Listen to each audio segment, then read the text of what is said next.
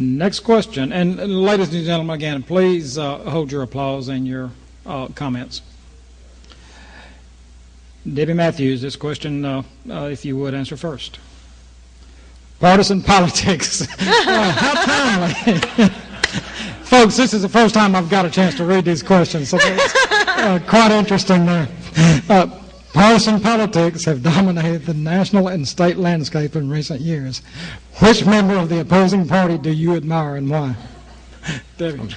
Me? Yes. Well, sometimes I'm ashamed to say this to my Democratic friends. I've only given money once to a national campaign, and that was to Ron Paul. I like him. I think he's an honest man. I think he brings a side to the conversation that we're leaving out in our two-party system. That is someone from the Republican Party that I admire. Thank you. Repeat the question. This couldn't have been more timely, could it? Partisan politics have dominated the national and state landscape in recent years. What member of the opposing party do you admire? Why?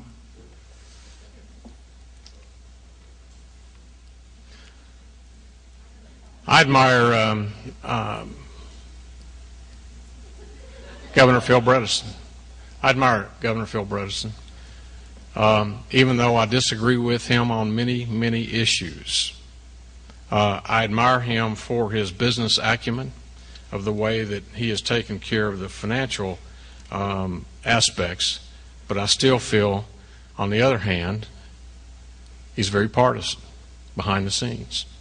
And I think you'll see in the coming weeks just how that is seen.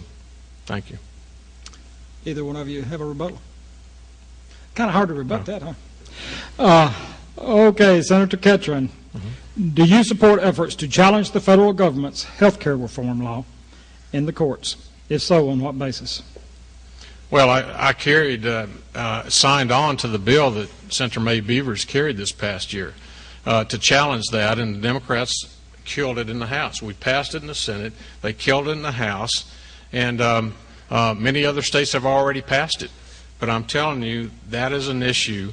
When Nancy Pelosi can stand up there and say, we've got to pass this bill so we can understand what's in the bill, then we have problems in this country. And I will oppose that time and time again to make sure that the state of Tennessee protects its sovereign rights to make the decisions for the Tennesseans and not somebody in Washington, D.C. telling us how to handle our health care. Thank you. Being on the City Council this year, I know most of you watched the City Council or heard things. They came to us in the budget season. The first thing they said to us was, health care has gone up 20% this year. No change, no bells, no whistles changed, nothing. Last year it was 7%. The old system is broken, period, for all of us. There's no way to catch up with health care costs because I think going at that exponential rate, I don't know how any of us are going to maintain. Now, I will agree with Governor Bredesen, and I think he was right. I'm not a fan of how this took place.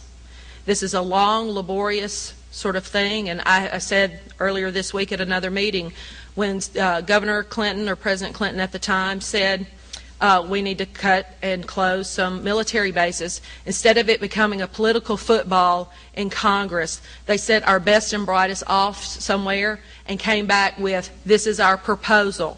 Vote it up or vote it down. Do not make it a political football. This is what it's become. Now, this past week, we now have children that are unable to be denied health care coverage for a pre-existing illness. But I am frustrated, as everyone in this room, that this thing is 2,500 pages, and I do not know how or what is coming. I do know as a city official that we're worried. I know that the government and the state Senate and the legislature, they're worried about the money that it's going to cost us, a state and a Senate and a city. These are big questions. I personally want us all to have competitive health care, fair rules for everybody. I would love to see open competition within the states, things like that. I'm glad finally that there has been someone that has has had the courage to stand up to try to get health care. Thank you. Because we've needed it since the Eisenhower administration. Thank you. Mr. Ketchum, rebuttal.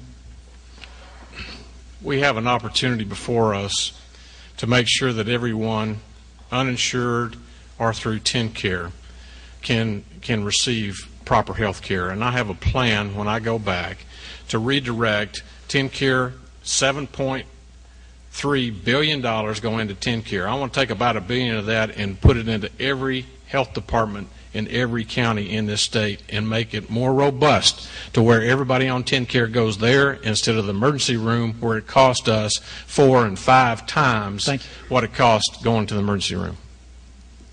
Never rebuttal. 30 seconds. Healthcare is a mess. We know it. There's no getting around it. It's a difficult, hard thing to do. I was running for mayor last fall in a nonpartisan race, and I was with the Republicans, and Dr. Ball was with us, and he asked the Republican Party, he said, who in this room thinks that we do not need health care reform? Not one hand was raised. And I thought to myself, oh my gosh, we have such common ground as Americans here to know that we have an issue that we need to solve. Sort of like rubber tires at the end of World War II or nylons. We can fix this. We just need an opportunity to talk together. You're going to run into your other minute there. Okay. Ms. Matthews, this is your question first. A fight over a mosque in Murfreesboro recently led to arson that resembled the burning of okay, here I go getting tongue-tied again. A fight over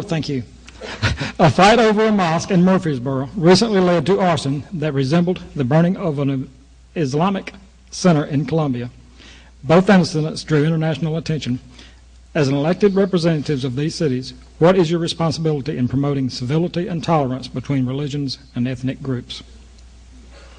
Is it my question first? Yes.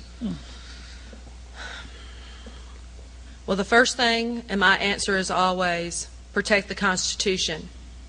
Even when it's hard for you sometimes, protect the Constitution. And it's going to be hard for a lot of us in here. But we have to protect the Constitution. I am the city council person of Ward 2 in Columbia, and 2 weeks after I was elected, there was a complete burning down of a mosque in Columbia, Tennessee, to the ground. The FBI and the ATF arrived here in Columbia. Columbia was all over CNN and the news. It was a tragic situation. But the Christian community of Columbia, Tennessee, rose up and took care of those people. It was the greatest thing that I have ever seen. Now, I know that there's issues with the mosque.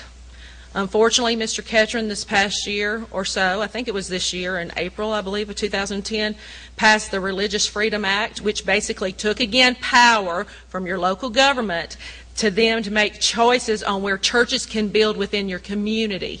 Because communities, of course, want to try to build things that bring in sales tax revenue. And churches were fighting against that because they wanted to build wherever they could. So he passed a legislation at a state level that said there has to be a preemptive reason that someone cannot build a church there. And he took it out of local officials' hands. Well, this has backfired because now a mosque wants to be built. And the community has no say-so. Their hands are tied. This is going to be tough for us as Americans, but I believe we say at the end of the night, we will protect the Constitution and someone's right to assemble and worship freely. Thank you. You need me to repeat her? I'm sorry. Yes, please. A fight over a mosque in Murfreesboro recently led to the arson that resembled the burning of the Islamic Center, I can usually say that, folks, of the Islamic Center in Columbia. Both incidents drew international attention. As an elected official of these cities, what is your responsibility in promoting civility and tolerance between religions and ethnic groups? Ms. Matthews, I ask you to go back and look at that bill and how that bill was actually passed. However, talking about the mosque and the situation at hand, I firmly believe in the Constitution, and I'm a strong constitutionalist because that's what our forefathers brought to us when they started this great country. However, when this great country was being formulated, and the founders and the drafters of the Constitution didn't have the issue of Islam. I have been working with the leader of the House of Representatives in the state of Florida and also in the state of Oklahoma.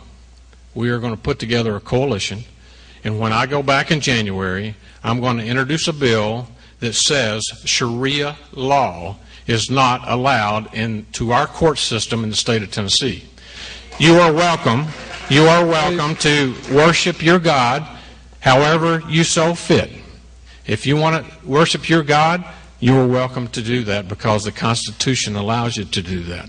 However, Sharia law should not come into our law system, and we start just like on Obamacare that says that they don't have to pay because it's their religion. If we let it start there, it will slowly creep into our legal system, and then we won't be able to prosecute someone who beats their wife or someone who takes possession of a 9-year-old child and gets to stone their daughter. That cannot be allowed to come into our country. That is the next big wave that's coming into our country, and we have to stand firm, and I'm tired of being politically correct. I will stand firm on this issue. Give me the opportunity to go back and introduce this bill for you come January. Thank you. Please hold your applause. Deborah, you have 30 seconds. I did look at the bill, Mr. Ketron, and you came back on the front pages of all the papers and you said, this was just a Christian bill for Christian churches. So I did look at that. We have laws currently that prohibit men or women from beating each other. We have an anti-stoning legislation, any type of crime. We do not need to reenact something called Sharia law. Now, do I like it? No. But we have the Constitution and the law-abiding laws that are here to protect us now. We do not need to duplicate laws for that reason. Senator, 30 seconds. I think that was the second rebuttal. Oh, was that? Okay. So you got wound up and I lost track.